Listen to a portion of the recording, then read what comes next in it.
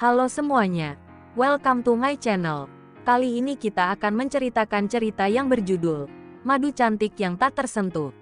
Sebelum kita mulai, jangan lupa untuk di-subscribe, like, dan komen.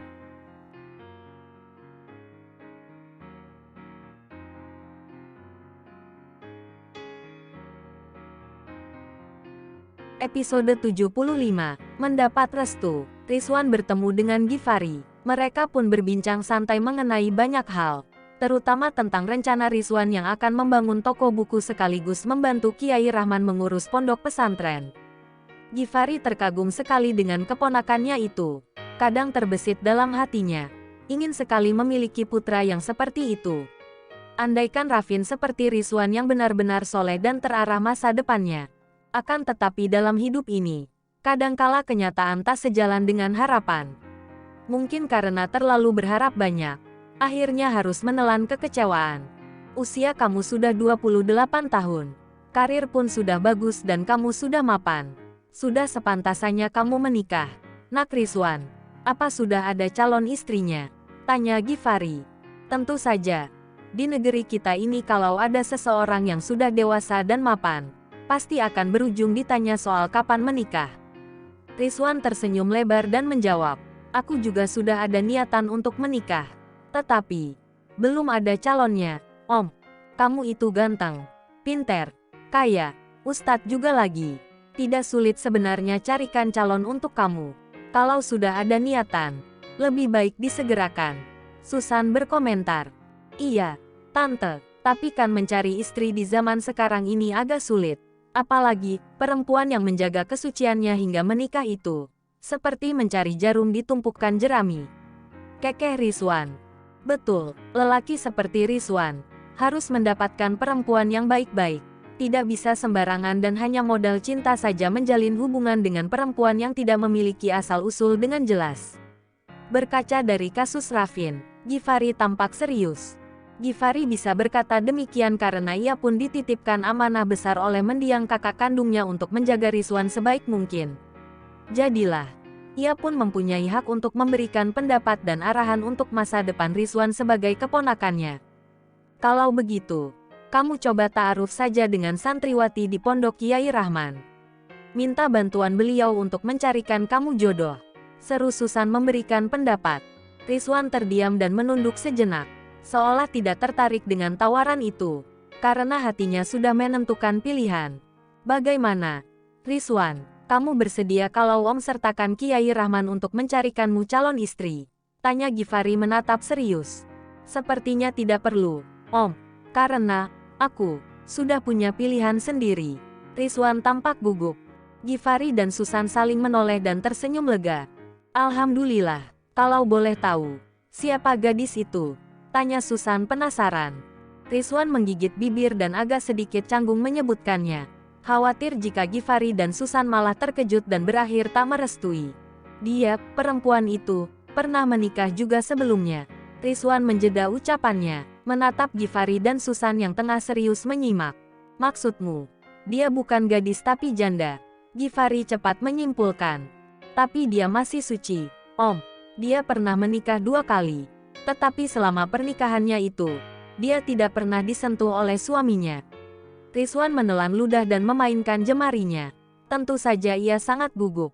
Givari dan Susan menoleh dengan ekspresi yang sulit untuk dijelaskan. Pikiran mereka belum searah dengan Rizwan. Membayangkan keponakannya itu jatuh hati dengan seorang janda. Bagaimana mungkin seorang wanita sudah pernah menikah 2 kali, tetapi belum pernah disentuh oleh suaminya? Hati-hati, Rizwan, kamu nanti malah ditipu sama wanita itu. Ngaku masih gadis, taunya sudah beranak pinak. Givari masih belum paham perempuan mana yang dimaksud oleh Rizwan. Aku yakin, Om, dia perempuan baik-baik, bahkan kalian mengenal dia juga dengan baik. Rizwan tersenyum. Ia berusaha mengumpulkan kembali keberanian dan terus meyakinkan. Givari masih menggeleng pelan, sementara Susan menatap lurus dan dalam pada Rizwan. Tampaknya ia dapat mengerti perempuan mana yang dimaksud oleh Rizwan. Apa perempuan yang kamu cintai itu adalah Belva? Nak Rizwan. Susan memicingkan mata. Givari langsung menautkan kedua alis dan menoleh pada istrinya. Lalu mereka menunggu jawaban dari pria tampan itu. Rizwan mengangguk dan tersenyum. Benar, dia adalah Belva. Givari menelan ludah dengan berat. Tentu saja ia sangat terkejut mendengarnya. Namun, di lain sisi hatinya, ia pun merasa bahagia dan lega. Harusnya memang seperti Rizwan lelaki yang pantas mendampingin Belva. Givari membatin. Ia menunduk lemah dan tampak gelisah. Kamu sungguhan, Rizwan. Kami tidak salah dengar, kan? Susan pun sangat tercengang. Iya, Tante. Apa yang aku katakan ini adalah sungguhan. Aku memang jatuh hati pada Belva. Maaf, jika ini akan menyakiti kalian. Rizwan tersenyum getir dan tercekat. Tidak, Nak. Jangan minta maaf. Karena kamu tidak melakukan kesalahan apa-apa. Givari mengangkat wajah dan menatap keponakannya itu. Jika kamu memang bersungguh-sungguh mencintainya, insya Allah, Om akan memberikan restu padamu. Hanya saja masalahnya, kita tidak tahu bagaimana dengan Belva sendiri. Seperti yang kita ketahui saat ini, Belva baru saja terlepas dari penderitaannya akibat kekeliruan kami memilihkan lelaki untuknya. Givari mendadak tidak percaya diri. Susan pun menggenggam tangan suaminya, seolah bisa merasakan bahwa Givari masih merasa sangat bersalah karena perbuatan putranya pada Belva. Aku mengerti, Om. Aku juga tidak akan terburu-buru dan memaksa Belva jika memang dia tidak memiliki hati yang sama denganku. Rizwan tersenyum. Kami akan selalu mendoakanmu, Nak. Semoga niat baikmu diberi jalan kemudahan oleh Allah. Dan, siapkan waktu yang tepat untukmu menyampaikan niat baik itu. Insya Allah, Om dan Tante akan siap melamarkan wanita itu untukmu. Susan pun memberikan restu pada Rizwan. Kini pria tampan itu pun merasa sangat lega. Paling tidak seseorang yang sudah ia anggap seperti orang tuanya itu, sudah memberikan lampu hijau untuk niat baiknya. Di dalam kamar, Givari masih belum terpejam. Benaknya masih memikirkan tentang kisah asmara anak-anaknya. Hatinya gelisah sekali. Ada apa, Ayah?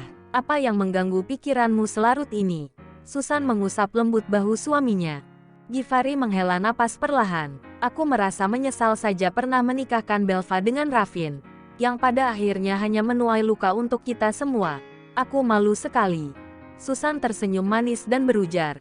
Di balik setiap musibah, bukankah ada nilai kebaikannya? Dalam kasus Raffin kemarin, mungkin kalau kita tidak menikahkan dia dengan Belva, selamanya kita tidak akan pernah tahu sisi kehidupannya di sana. Kita tidak akan pernah tahu kalau dia menikahi perempuan yang selama ini kita benci yang ternyata melahirkan seorang anak yang bukan keturunan kita. Bukankah itu akan jauh lebih menyakitkan jika kita tidak segera mengetahuinya? Givari terdiam seperkian detik. Apa yang dikatakan oleh istrinya memang benar. Andaikan pernikahan Belva dan Raffin tidak pernah terjadi, maka selamanya Raffin akan terus menyembunyikan kebusukannya. Selamanya Raffin akan berzina dengan Alana. Apalagi Raffin sempat berniat membawa Shahla untuk orang tuanya dan berharap diakui sebagai darah dagingnya. Andai itu terjadi, pasti akan sangat fatal. Bahkan terburuknya, Givari mungkin tak akan sanggup lagi untuk hidup akibat kebohongan yang teramat dalam dari putranya. Beruntung, semua itu cepat terbongkar sebelum pernikahan Belva dan Raffin terlanjur jauh. Karena jika begitu, maka Belva akan selamanya terjerat penderitaan menjadi istri kedua. Kamu benar, tapi tidak bisa dipungkiri. Rasanya masih sesakit ini. Sakit sekali dikhianati oleh anak sendiri. Givari mengesah lelah. Meski katanya sudah memaafkan, putranya pun sudah mendapat karma. Tetap saja rasa kecewa masih butuh waktu untuk benar-benar sembuh. Sabar dan ikhlas. Ayah, memang tidak mudah, tetapi paling tidak, putra kita sudah mendapat ganjarannya. Doakan semoga di sana, dia pun banyak merenungi kesalahan-kesalahannya, dan mau bertaubat. Sekarang fokus kita hanya pada Rizwan. Susan berusaha terus menenangkan. Itulah, ayah pun tidak yakin Belva akan membuka hati kembali. Takut kalau dia ternyata masih trauma. Kalau sudah seperti ini, aku jadi menyesal karena hal lain. Kenapa tidak sejak dulu saja kita berikan Rizwan pada Belva, bukan pada Raffin? Givari tersenyum tipis. Sudahlah, ayah, jangan menyesal terus-menerus. Mungkin ini memang sudah jalan takdirnya seperti ini. Ujian untuk kita semua. Teguran untuk kita sebagai orang tua agar mengerti maunya anak dan mengarahkan ke jalan yang benar, ujar Susan. Aku yakin, Belva tidak selemah itu hatinya. Apalagi, menurut pengakuannya, sejak awal menikah dia memang tidak punya perasaan apa-apa pada Ravin. Artinya, kemungkinan besar Belva tidak akan trauma dengan cinta. Semoga saja pikiranku ini benar. Susan melanjutkan, ia sangat yakin bahwa Belva baik-baik saja. Givari mengangguk setuju. Kini yang bisa ia lakukan hanyalah berdoa untuk kebaikan anak-anaknya. Terbesit rasa berharap semoga saja Belva tidak setrauma yang mereka bayangkan. Semoga wanita itu mau kembali membuka hati dan menikah.